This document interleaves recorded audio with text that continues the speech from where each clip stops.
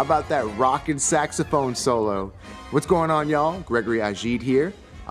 It's been a crazy couple of days for me. I'm just getting home. I was in Canada for the last couple of days playing with Michael Bublé, and we played a few shows in Toronto and also in Windsor. And yeah, while all of that was happening, New Orleans was being hit by Hurricane Francine. So it's been a crazy couple days for me. So anyways, when I'm on the road, my practice routine is always kind of at the mercy of the venue, what our schedule is looking like. And so I oftentimes have to find myself being creative in terms of like creating things for myself to practice. So anyways, today I wanted to share a method with y'all about how I practice on the road when I don't have sheet music. And this is going to be a great method for anyone who's looking to actually wean themselves off of practicing from a method book or always reading music when you play. And before we get into the video, please hit the subscribe button. Don't forget to give me a like. And I want to know, when y'all practice, what do you like to practice? Do you have any favorite method books? Do you have any favorite routines? I want to know. Drop it in the comments. And of course, if y'all are interested in supporting my channel, please visit my website where you can download a brand new PDF. It's called Triads. And in this PDF, I explore all the permutations of a major triad, taking it through this system that I'm going to tell y'all about in this particular video. So please visit the website and download the PDF. All right, y'all, let's get into the video. All right, like every great trip, it always starts with a flight out of New Orleans. And today we're going to Toronto, Canada. And I was really grateful for this beautiful weather, considering there was a hurricane happening in New Orleans. And we always get the day started with some coffee and a little hotel practice. And of course, whenever I'm in Toronto, I always try to say what's up to my friends over at Leger Reeds. And for those of you looking for some fantastic synthetic reeds, definitely check out Leger. That's Sean. And tonight we're playing at the beautiful Four Seasons Performing Arts Theater. Let's check it out. Lauren, and Jarrett killing it on the backup vocals and sick dance moves. Sound check action.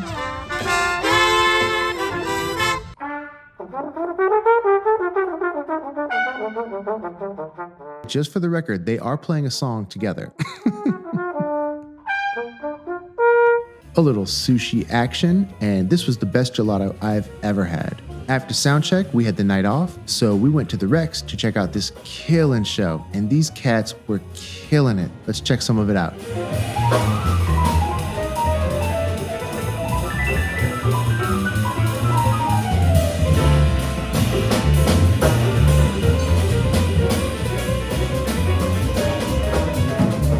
And last but not least, you gotta get your exercise in. You gotta stay fit on the road because the road will get you. All right, let's get to the lesson. Yo, what's going on, everybody? I hope you're doing well. Today, I wanted to share a practice method that I was gifted in high school and essentially has served as the foundation for how I love to practice. So this practice method is great for all musicians, but it's especially great if you're looking to begin weaning yourself off of sheet music.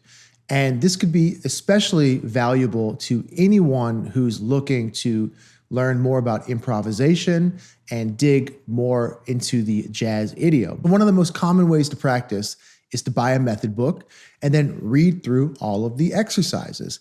And that's a great way to practice. I'm not saying anything negative about that. However, it's limiting in the sense that you become dependent on reading music to practice. And this method that I'm going to share with y'all in just a second is a wonderful way of beginning the process of weaning yourself off of sheet music and learning how to improvise and connect your mind's ear to your instrument with whatever musical concept that you're looking to develop. So one of the challenges of practicing without sheet music is that not only do you need to be able to play whatever it is that you're working on, but you also need to understand the music theory behind it. And that differs a little bit from reading it out of a method book, because if you're just reading the exercise, you can read the notes without fully understanding the theory behind what you're playing. All that information has been worked out by the composer. So you don't have to ask yourself, what's the key signature of F sharp? What's the key signature of A? The notes have written that out for you. It might take a little bit longer to practice things without sheet music, but the biggest benefit is that you're going to really internalize the concept behind what you're playing. You're truly going to understand all 12 of your major scales versus just reading them and always needing to reference back that piece of music to be able to play whatever it is that you're working on. One of the best ways to wean yourself off of sheet music is to begin practicing using intervals. I was introduced to this practice method through something called the root progression, which was a practice technique developed by Alvin Baptiste. And as I've gotten older, I've come to realize that there were other musicians kind of dealing with the similar practice method. Michael Brecker practiced like this, Eddie Harris, and I'm sure maybe whoever you studied with also introduced you to very similar concepts. This was introduced to me by Alvin Baptiste. And if you guys are unfamiliar with Mr. Bat, he was a fantastic educator, a wonderful clarinetist, a great composer. The guy was essentially a guru, a Jedi of music education, composition, clarinet. If you want to find out more about Alvin Baptiste's root progression method, click the link in the comments. We're going to use intervals as the basis of our practice method. And this is a great way to practice because you can literally take anything through this process. We can take melodies, we can take tunes, we can take licks, we can take scales, arpeggios, and we can even take intervals through the process of intervals, if that makes sense. We're going to take a musical idea and transpose it in different keys based on different intervals.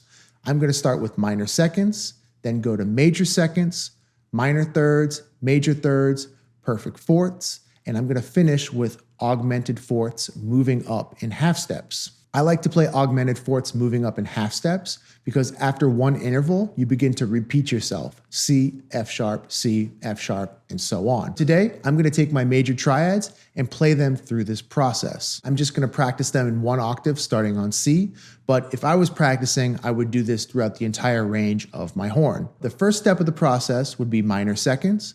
Then the second step would be major seconds.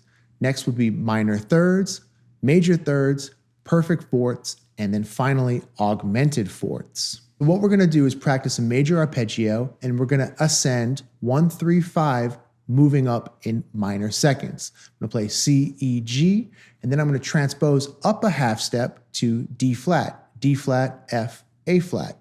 And I'm going to continue transposing up an octave.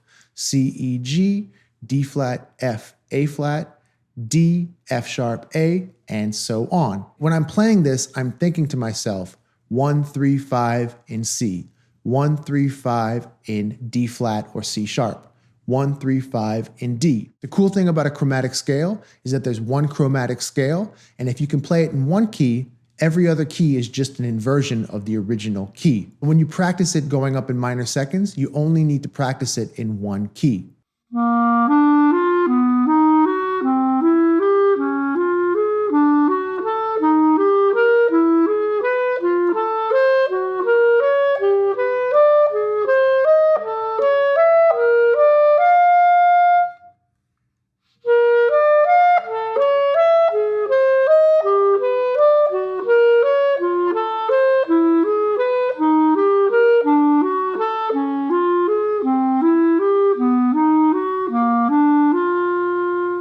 This process might take you more time because not only do you have to physically be able to play it on your horn, but you also need to conceptually understand what a major triad is in each key. And you can't rely on the sheet music to tell you what the notes are. So initially practicing like this might take more time up front, but one of the biggest benefits is that you're truly going to internalize what you're playing. You're really going to understand, hey, this is a C major triad. This is a D flat major triad. This is a D triad. And when you really understand and internalize these musical concepts, again, initially it might take more time, but once you've invested that time, it's going to pay off dividends after that point. Now let's take the major triad moving up in major seconds, C, D, E, F sharp, and so on. I'm thinking in my head, 1, 3, 5 of C.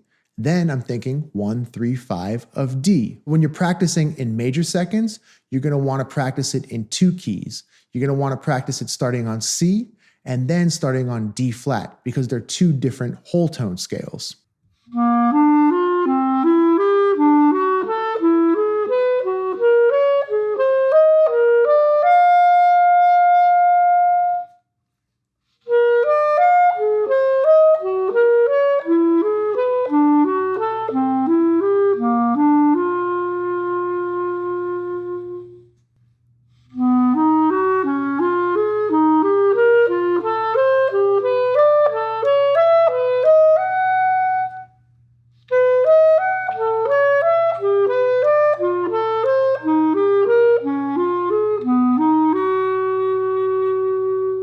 Now we're going to take that same process through minor thirds. We're going to play C, E flat, F sharp, A, and C.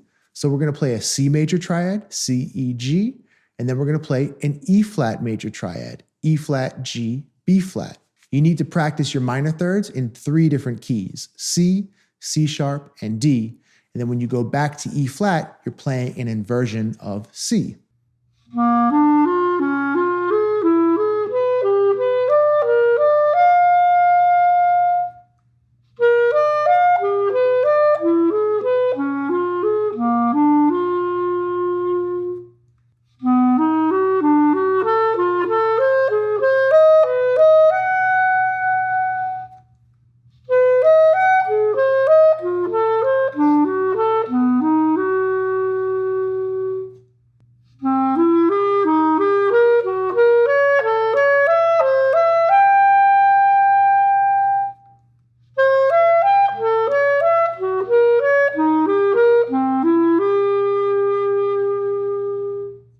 Now we're going to play our major arpeggios in major thirds, C, E, G sharp, and C. And you need to practice your major thirds in 4 different keys, C, D flat, D, and E flat. And then when you get to E, you're just going to be, again, doing an inversion of C.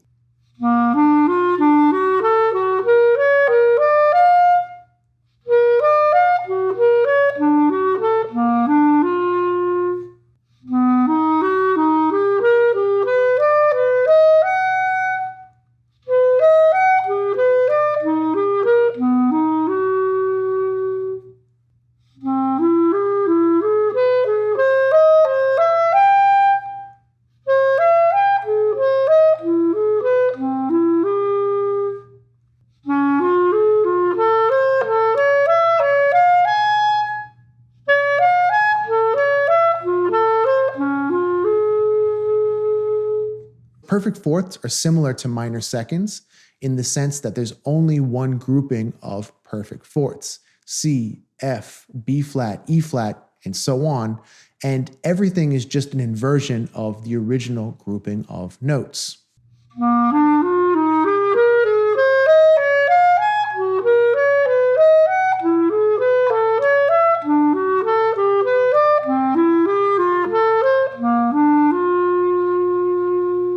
And finally, in tritones, we're going to play a C triad, an F sharp triad, and then we're going to move it up a half step. We're going to go C, F sharp, D flat, G, D, G sharp.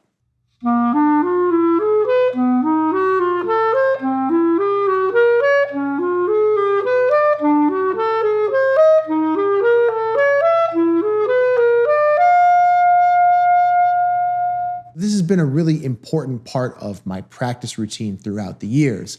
And I love it so much because there's never really been a moment where I don't have something to practice, whether it be licks or tunes or scales or triads. There's always new possibilities and new ways to explore musical concepts when you transpose things based on different intervals. Major triads moving in minor seconds is a very different sound than major triads moving in minor thirds. So have fun exploring the possibilities of what this could do to your ear. This is a great way to begin weaning yourself off of sheet music and become more familiar with musical concepts and how to apply those things in a quick manner on your instrument. How quickly can I connect my mind to my fingers to my ear? If you're interested in supporting my channel, please visit my website where you can download a PDF of today's lesson.